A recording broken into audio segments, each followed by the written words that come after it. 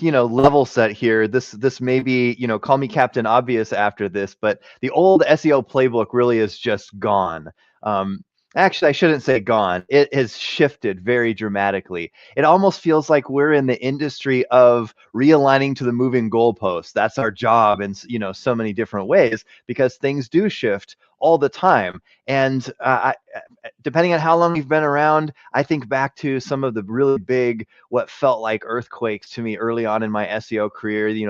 The penguin and the panda update, those earlier era sort of big shifts that happened, and all of the other ones that came along with it.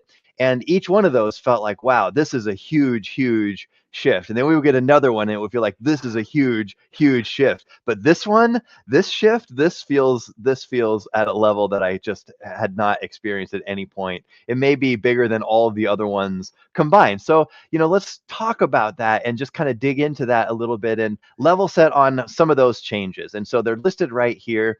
AI answers start with retrieval. So if you got to be in it to win it, from that perspective. If you're not in the citation set, you're very unlikely to get recommended, included, etc. So we really are talking about kind of that baseline of getting into the citation set.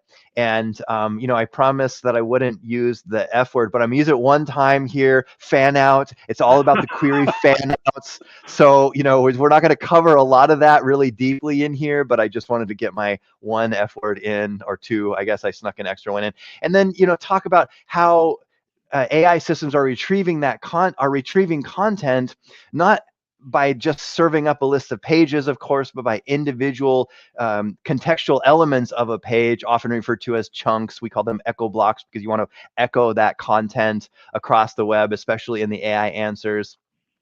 And if your content is buried, your main selling points are buried in a mountain of content, then the AI is likely to not retrieve it. And they're going to be looking through across a lot of different sources of information as well, not just individual provider websites. You're providing that product or that service if that's your offering. And then, of course, we know, much to the chagrin of all of us, many of those prompts, those I'll say it again, fan outs, those those opportunities to earn a click are not involving a click. And so what do we do about that? How do we then even track things? It's a new era for sure, and we've been experimenting like madmen and women in the company. It's been an amazing kind of experience of learning all of this and really digging in. We've built tools.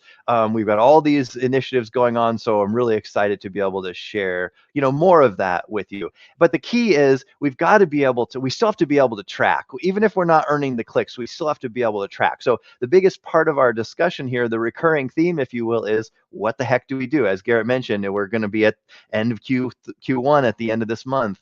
How do we report activity? How do we report visibility? What does that look like now? And that really comes down to prompt level tracking, and I'll sneak it in one more time, fan out level understanding of what's happening when a prompt is given and the AI system grounds itself in that prompt in order to generate an answer.